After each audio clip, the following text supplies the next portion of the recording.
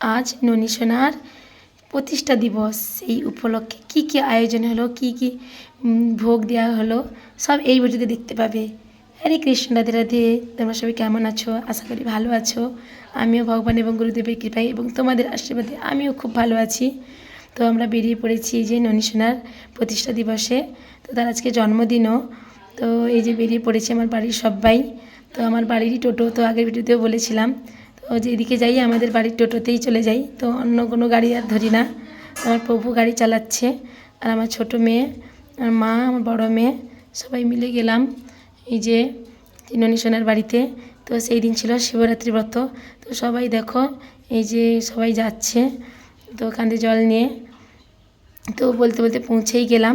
তো বেশি লং হয়ে যায় বলে রাস্তার ভিডিও তার বেশি করলাম না। তো দেখো ননী সোনা এই যে সাজুগুজু করে বসে গেছি এখানে। তো আমি নিয়ে গেছিলাম ননী সোনার জন্য এই যে হার আর এই জামাটা যে পরাবো এক্ষুনি। তো মাতাজি তো খুব খুশি, তো ননী সোনাও দেখো খুব খুশি। তো তার জন্মদিনে এই যে আমাদের গোপু সোনা, গিরি সোনা সবাই গেছে, রাইকিশোরী।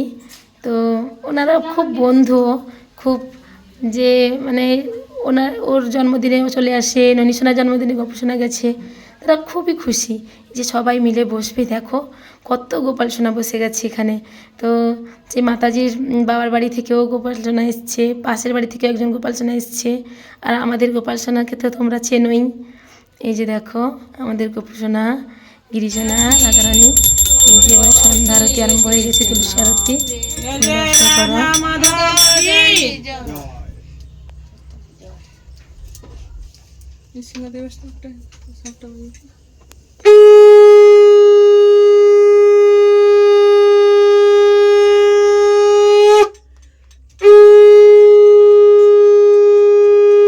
সন্ধ্যা দেওয়া হচ্ছে, আমি এদিকে লুচি বেলতে চলে এসেছি। তো মাখানো হয়েছিল, তো মাতাজি মাখিয়ে রেখেছিলো, আমি লুচি বেলছি আর ভাজবো। তো তারপরে মাতাজি এলেও বেলে দিবে, আমি তারপরে ভাজবো। তো কিছুটা আমি এগিয়ে রাখছি, তারপরে হরিকথাও আরম্ভ হয়ে যাবে। তো তোমরাও শ্রবণ করবে। তো মাতাজি কিছু রান্না করে রেখেছে, ভোগ রান্না, পরমান্ন আর ঘুগনিটা রান্না হয়ে গেছে। তো তোমরা এবারে শোনো হরিকথা। গভীর রাত্রে, রাত 12টা, টাইম কেউ দেখেনি, মোটামুটি গভীর রাত্রে। তো গভীর রাত্রে ভগবান কোথায় আবির্ভাব হলো, কোথায় হয়েছিল? কংসের কারাগারে। হ্যাঁ, এখানে আবির্ভাব হওয়ার পরে বললো চলো। ছেলে জন্মে তার বাবা মাকে বলছে তুই চলো, নিয়ে চলো। বল বাবা কি ছেলে জন্ম হয়েই বলছে তুমি আমাকে নিয়ে চলো। কোথায়? না নন্দের ঘরে। নন্দকে? না নন্দ রাজা। বলে সে তো অনেক দূর। বলে হ্যাঁ, কেন? না তার ঘরে একটা মেয়ে জন্মেছে, সেখানে আমাকে রেখে আসবে, আর সেখান থেকে মেয়েটাকে নিয়ে চলে আসবে। সেটা কীরকম হয় এত রাত্রে? আর তখন কি, সেটা কি মাস ছিল? ভাদ্র মাস। ভাদ্র মাসে কি হয়? প্রচণ্ড ঝড় বৃষ্টি। আর এত ঝড় বৃষ্টি কি করে? আচ্ছা, তারপরে এত প্রহরী, 7টা দরজা, 7টা প্রহরী, মানে সব জায়গায় আছে, ত্রিশুল নিয়ে, কেউ পেরোতে পারবে না। তো তখন বলে কি, বলে নাও আমাকে কোলে নাও, দেখবে। বলে তুমি কে? তুমি এত কথা বলছো, তুমি কে? তখন ভগবান স্বয়ং নারায়ণ আবির্ভূত হয়ে তার মা বাবাকে দর্শন দিলেন। তখন তারা চরণ বন্দন করলেন, হে কৃষ্ণ করুণা সিন্ধু দীনবন্ধু জগৎপতি রাধাকান্ত নমস্তে।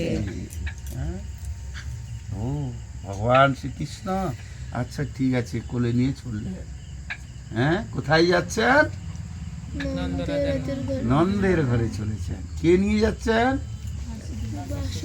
বসুদেব। কে সে? তা কৃষ্ণের বাবা নিয়ে চলেছে। কোথায় নিয়ে চলেছে? নন্দের ঘরে।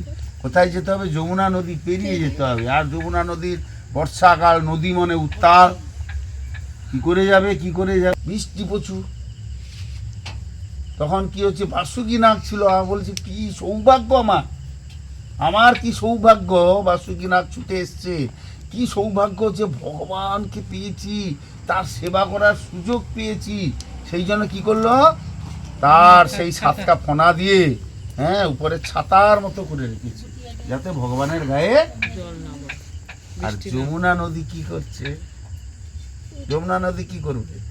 জল বেশি হচ্ছে। আনন্দ আর ধরে না কার? যমুনা যমুনার আনন্দ আর ধরে না। কেন ধরে না? ভগবানকে ভগবান যাচ্ছে, ভগবান আমার কাছে এসছে, কি সৌভাগ্য আমার। তার আনন্দ আর ধরে না। সে ভাবছে কি একবার কি ভগবানের চরণ আমি পাবো না, সেই জন্য সে আরো লাফাচ্ছে উত্তাল। যমুনা নদী উত্তাল, সে উত্তাল হচ্ছে। তো ভগবান বুঝতে পারলেন। আর বাবা চাইছে কি যে হয়তো আমার ছেলে ভেসে যাবে, আরো তুলে চাইছে। হ্যাঁ? তো কি করলেন ভগবান?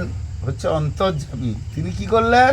পাটা নিচের দিকে পড়ে গেলেন যমুনা নদীতে, ঝাঁপ দিয়ে দিলেন, যমুনা নদীতে পড়ে গেছে।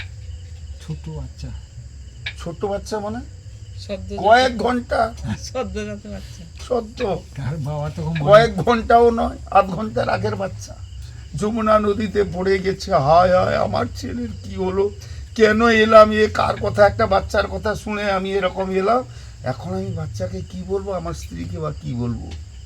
কান্না করছে আর খুঁজছে। হ্যাঁ, তারপরে দেখছে কিছুক্ষণ পরে তার কোলের কাছে বাসছে। আরে বাবা রে, তুই কোথায় ছিলি রে বাবা? তুলে নিয়ে চুমু খাচ্ছে, আদর করছে। জন্মেছিল, স্নানও হয়ে গেল, আর যমুনারও মনোবাঞ্ছা পূর্ণ হলো, তাই না? চললো নন্দের ঘরে। নন্দের ঘরে গিয়ে দেখে তার ঘরে মেয়ে হয়েছে। সবাই রাজার ঘরে, তার ঘরে ঢুকাও মুশকিল। রাজার ঘরে ঢুকতে গেলে তো তার কত প্রহরী, দরজা খুলে যেতে হবে। ও বাবা, যত যায় তত সারা দরজা সব পাক হয়ে যাচ্ছে। আর সেখানে ভগবান এখানে বলছেন যে আমার জন্য যে যা কিছু করবে আমি কিন্তু তাকে তার অনেক বেশি আমি তাকে প্রদান করে দিই। ভগবান কারো কাছে ঋণী নেই, কেননা ভগবানের কোনো অভাবই নেই। ভগবান কারো কাছে ঋণী।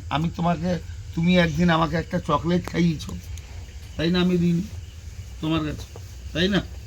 একটা চকলেট খাইয়েছো, এক গ্লাস জল খাইয়েছো, তোমার কাছে আমি ঋণী হয়ে গেছি। এক গ্লাস জল খাইয়েছো, তাই না?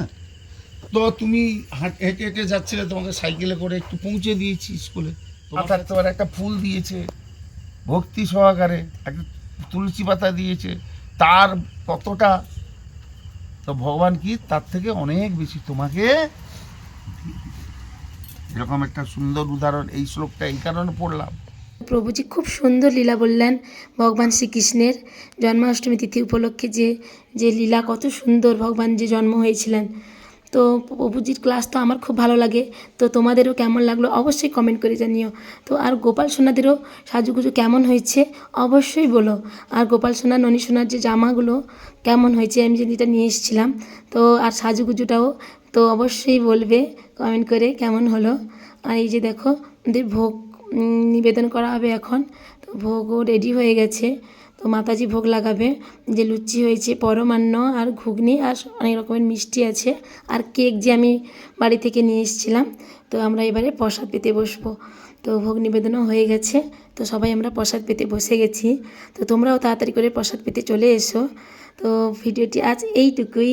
যদি তোমাদের ভালো লেগে থাকে অবশ্যই লাইক, কমেন্ট, শেয়ার তো করে দিবেন, এবং যদি চ্যানেলটি নতুন হয়ে থাকেন তো অবশ্যই পাশে থাকবে। তো দেখা হচ্ছে পরের ভিডিওতে। হরে কৃষ্ণ, রাধে রাধে। ততক্ষণে ভালো থাকবে।